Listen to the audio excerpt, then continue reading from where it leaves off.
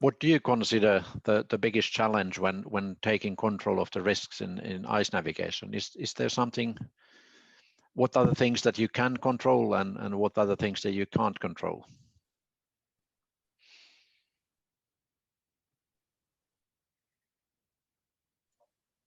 Well, I think I'll start. I'll take the easy one. As we have noticed, the ice and the winters, they have become more and more mild, which means also that the experience of navigation in ice is getting less and less. Back in the 90s and a little bit later on also, I mean, it was all Scandinavian ships would be, it was natural that everybody on board had been navigating in ice and had ice experience, and also I mean also of winter experience, like the water pipes that Hasse was talking about. Now we're starting to become in that situation that the winters here in the southern Finland, they're quite mild. It doesn't come naturally anymore, and this is in how I see it. It's a challenge to actually get this knowledge from the experience that we had. And could you elaborate a bit more that how do we maintain this know-how and knowledge, and how do we pass it on to next generation? And I also think that if we broaden our horizon a little bit more, that we have lots of other areas with, like the expedition cruises, St. Lawrence River, northern Canada, parts that or the Northern Sea Route with the Yamal project. I think that it's very important that to be competitive and also sustainable in future, that we somehow need to maintain the knowledge and know-how, and if possible increase it. And do you know, or could you elaborate a bit more that how this could be done? And I mean, clearly we have had it, and now you say that the experience is getting less. Yeah, I mean, yes, as you, Martti, said, there is a need for experience and knowledge in winter navigation. We are getting new markets, and as you said, the northern routes and so on, and Canada, northern USA, and so on. I do think that this is something that could be maintained from also already from the training perspective. Of course I do know that the Polar Code trainings courses are being developed since we got the Polar Code, and maybe we could just raise the bar here in this area and try to make it even more compulsory in a wider concept. That's maybe one possibility. Okay, thank you. And who would like to go next? Yes, I can share some ideas about this. I think this I've not been involved very much lately in the training and academia, but when I studied here in Mariehamn to Master Mariner, we spent 1 week actually on board an icebreaker. One of the senior teachers took us to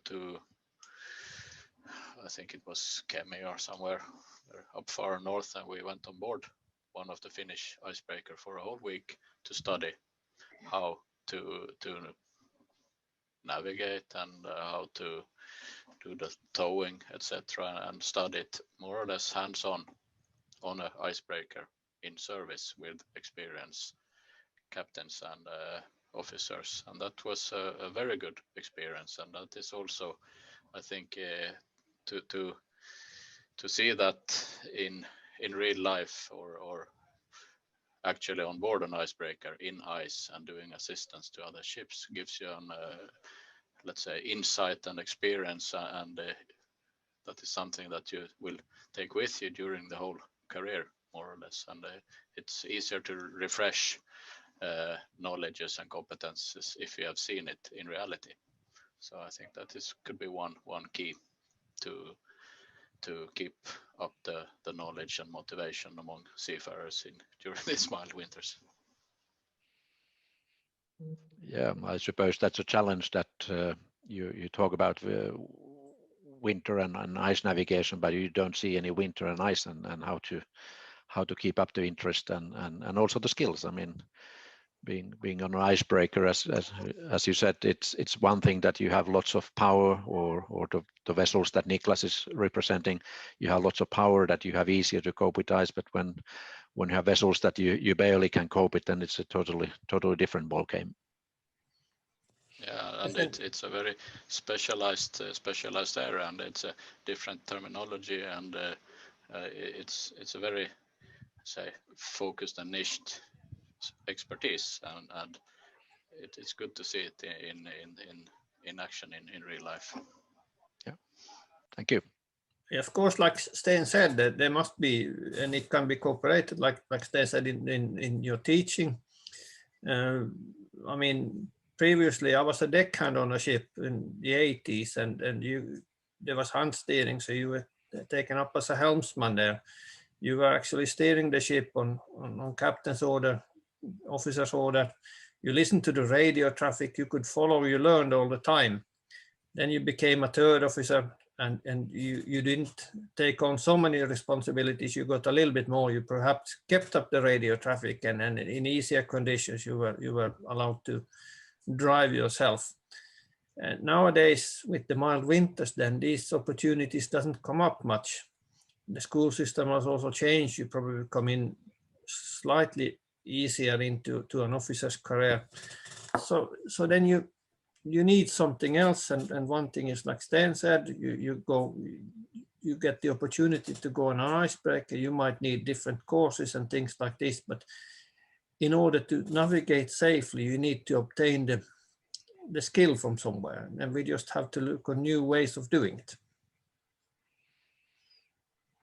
What would that be? I mean, I mean, if we think here that we have 10 more mild winters, and all the guys that once knew it are probably closer to the retirement, and we might be in a situation. I mean, I'm not trying to be funny here, but it's a reality that if we don't find a way to maintain the skill sets and the knowledge and the know-how, that we might actually be in a real problem. That if we get back in a period of time that we have so-called normal winters again, and we have a totally new generation that have no whatsoever skills, practical skill sets for winter navigation.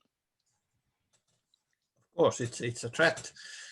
Let's take the opportunity now then when we have the winters and teach our younger generations of deck officers and let them have the chance, for example, like Sten said, to go on an icebreaker and so on. It might be that we as deck officers might be divided, that you know, there's some of us that gain the experience, and I don't know if then it's some sort of like the polar code that you get a certificate that you have the skill to go in ice, and some that concentrate on doing navigating somewhere else. It's the way probably that this seafaring has become now. Let's say you go on tanker ships, you get a lot of courses and experience on tanker ships, and this might also be a division then amongst us. Then I don't know. It might be a future. Yeah, and then in many companies we have the reality that not all the officers or even the captain is from Scandinavia or other cold climates. That it can be very international, and they are not born with snow and winter, and I think then it's even more real that we should find as an industry a way how to make sure that the knowledge and the know-how is in the right hands and applied the right and correct way. Oh, it's up to us to make ourselves competitive in the market, and yeah. I do agree that it is a risk that we see more and more people who don't have the hands-on experience on what it is to put your hand on cold metal and get stuck, and also the maneuvering in ice and such. I've been a bit involved in the Polar Code, and there are courses held in the Mediterranean where you just theoretically go through what the cold climate is and what is needed for ice navigation, and then you get a certificate. The good thing with that is that such people, they don't trust themselves, so they would obey the orders from an icebreaker much better than our stubborn Finnish guys who know what to do and don't obey the orders. So it's a risk both ways. Yeah, and I mean, is there any specific case, or would you like to elaborate more that when, or are you speaking purely theoretically that there would be a situation that you ignore what the icebreaker says? I have well, when I worked for Vark, I was on board icebreakers quite a lot, and there were some arguments between the masters on the ship, icebreaker, and the ship that was to be assisted, and it was always the Finnish ships that had different opinions. So I think that if you know kind of too much, you have too much experience, you might not be ready to obey the orders, do what is said to you, and that in itself is of course a risk. But then again, the risk when you don't have the hands-on experience is that you don't understand it. Water in a pipe will freeze. You don't understand that a rudder hitting the ice will, or the rudder stock will twist when you hit the ice going astern and such things.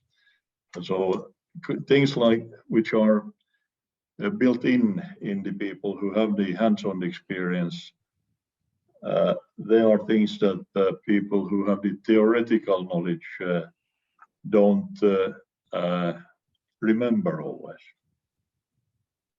So yeah, risks in both too much experience and in too little experience.